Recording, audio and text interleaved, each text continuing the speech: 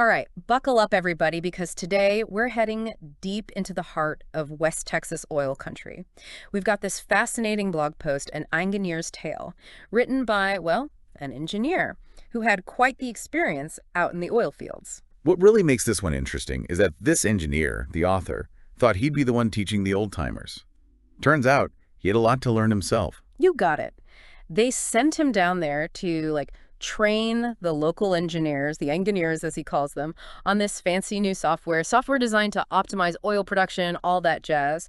You know, he even compares landing in Midland to landing in Saudi Arabia. Wow. Yeah, that's quite the culture shock, I imagine. Oh, big time. I mean, it sounds like he went in with some pretty specific expectations, but what did he find? These engineers with this incredible can-do attitude and years and years of hands-on experience, they weren't exactly impressed by algorithms. They knew those oil fields inside and out. Yeah, this is where, we start to see the real value of practical knowledge. I mean, these engineers, they had such a deep understanding of the oil fields, quirks and challenges, the little things that software alone could never capture.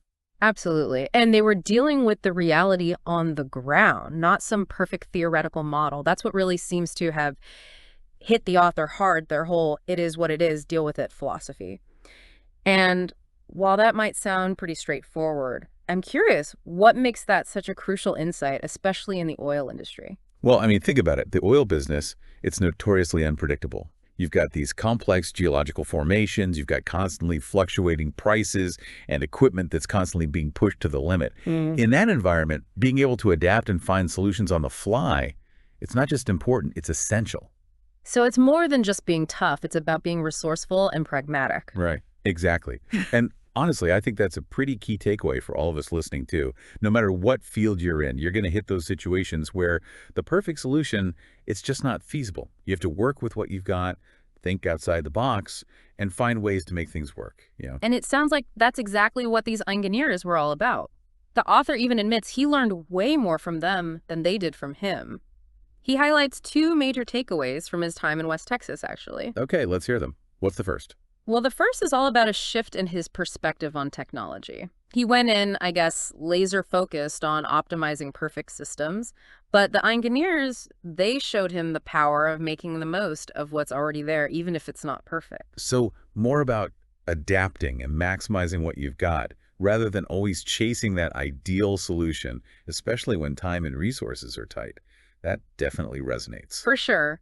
It's about being resourceful, understanding the limitations of your tools, and finding those creative ways to bridge the gap between theory and, well, the real world. Now, his second takeaway is a little more, let's just say, unconventional. He talks about getting an education, quote unquote, at this local bar called The Patch. And I'm getting the feeling there were some interesting characters and some late-night brainstorming sessions involved. Yeah, sounds like you had some memorable experiences there. But I think there's a little more to it than just, hanging out and having a couple of beers with the locals. It sounds like the Pash became this kind of informal classroom for the guy. What do you think he was really picking up there? Yeah, I think informal classroom, that's a great way to put it. He was immersing himself in the culture, absorbing those unwritten rules of the oil field, building relationships with the people who actually lived and breathed that industry every day. Those are the lessons you just can't get from a textbook or a software manual, right? Right. It's that whole idea of experience is the best teacher. But in this case, it's the engineers doing the teaching. He probably learned more about problem solving and just plain resilience in that bar than he ever could have back in some corporate boardroom. Oh, absolutely. And I think that highlights another interesting point. These engineers, they weren't just experts in oil production. They were masters of improvisation, adaptation, Yeah. Constantly dealing with unexpected challenges, limited resources. So they just developed this mindset to make the most of whatever they had. So it's not just about knowing the technical stuff, but having that ingenuity, that we'll figure it out attitude. Yeah. Right. Exactly. They embraced that unpredictable side of the oil field, even found ways to turn those obstacles into opportunities. I mean, that's a valuable lesson for anyone, especially these days with how fast everything's changing. Speaking of the author, he also recommends this TV series, Landman, and says it's a surprisingly accurate look at that whole West Texas oil business. Yeah. He even says it might seem, a little over the top to folks who aren't familiar with it, but it captures the essence of the place and the people. That's interesting that he brings up a fictional show, right? Hmm. I think it says something about the power of storytelling, how we use it to understand different cultures, industries. Even if a show takes some creative liberties, it can still give you valuable insight into, like, the challenges, the wins, the mindset of the people involved. And I think in the case of Landman, it could really help viewers understand this whole world of the Einganeers, see how their resourcefulness and practical knowledge play out, even if it is fictionalized. Yeah, exactly. It can help connect the dots between those abstract concepts we've been talking about and, what it's actually like out there in the field. It's one thing to talk about adaptability and problem solving, but it's another to see it in action, to see how people navigate those tricky situations, overcome obstacles when they don't have all the resources they need. So going back to our engineer here, he went to West Texas thinking he'd teach them a thing or two, but ended up getting schooled by the Einganeers. You could say that.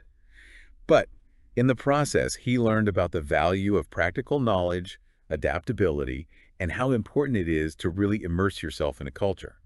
It was humbling, for sure, but also transformative, I bet. It sounds like he went in with a lot of assumptions, but the Einganeers, they challenged those assumptions, helped him develop a much more, I guess, nuanced and effective way of tackling problems. I mean, that's something we could all use a little bit of no matter what we do. Oh, absolutely. We've all got our own Einganeers, right? Those people in our lives with unique skills, insights, experiences that can challenge us, help us grow. It could be a mentor, a colleague, someone in your family, or even someone you just happen to bump into. It's like the trick is to just be open, Yeah. open to learning from anyone and everyone, because you never know where that next little bit of wisdom is going to come from. Yeah, you got it. And, it's not just about finding these people. It's about like recognizing and really valuing the different kinds of knowledge they bring, the stuff you don't always get in the classroom. I mean, hands-on experience that often gives you insights that, more formal learning might miss. It's funny, right? We tend to put so much emphasis on degrees, titles, all that.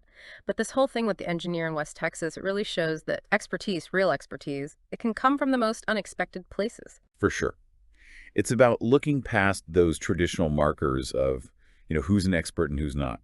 It's about appreciating the value of experience, Yeah. the stuff you learn by actually doing things, trying things out, making mistakes even. Like, it's the difference between reading about cooking and actually getting in the kitchen and whipping something up. You Mm. might not be a master chef right away, but you'll learn a thing or two that you wouldn't get from just reading a recipe. Great analogy. And that kind of practical knowledge, it's so valuable in so many fields. Mm. Being able to look at a problem and just know what's wrong, to figure out a fix on the spot with whatever's around, that's thinking outside the box when the textbook answers just aren't cutting it. And that seems like that's the thing that defines these Einganeers, right? They're not afraid to get their hands dirty. They roll with the punches and just like have this knack for making things work no matter what. Yeah. They've got that whole it is what it is, deal with it attitude down pat, but not as a way of, giving up, but as a way to jump into action. They don't get hung up on the stuff they can't control. They just Mhm. focus on what they can do, find solutions within whatever limits they got. And that resilience, that ability to just adapt and make things happen, we could all use a little more of that, especially these days, right? So as we wrap this up, I think the challenge for all of us is like figure out who the Einganeers are in our own lives. The people with that practical wisdom, that unique point of view. Totally. It could be, Yeah. someone who's been in your field forever, seen it all, or someone you work with but in a totally different department who looks at problems in a whole new way. Heck, it could even be like someone you just start chatting with who just drops this amazing insight. The point is, be open to learning from anyone. Doesn't matter who they are, what their title is, or any of that. You never know where you're going to find that next little piece of wisdom that might change how you tackle problems or even just how you look at life in general. So keep your eyes open, your ears open, and, take those chances to learn something new because sometimes, honestly, the best lessons come from the most unexpected places.